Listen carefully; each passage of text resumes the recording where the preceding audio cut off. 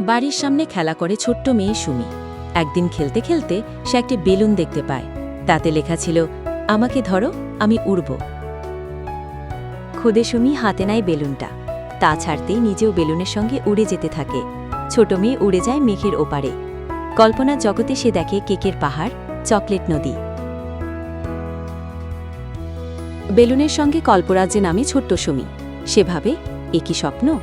কিন্তু খুদে মেয়ের ঘাড়ে লেগে থাকে এক টুকরো চকলেট। ছোট্ট সুমি হাসে আর ভাবে, জাদু কি সত্যি? হোক বা না হোক, গল্পটা দারুণ মজা ছিল।